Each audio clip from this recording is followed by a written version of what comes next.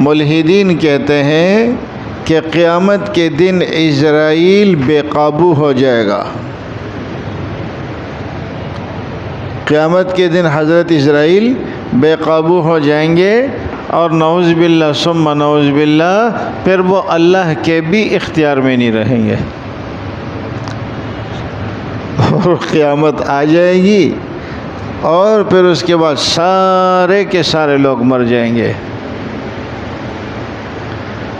اور یہ کون مارے گا؟ یہ اسرائیل بے قابو ہو جائے گا نعوذ باللہ، اللہ کے بھی قابو میں نہیں رہے گا اور سارے لوگ مر جائیں گے.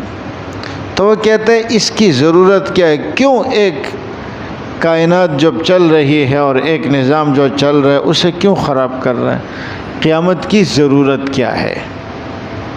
یہ بڑا اہم سوال ہے. یاد رکھیے قیامت اللہ رب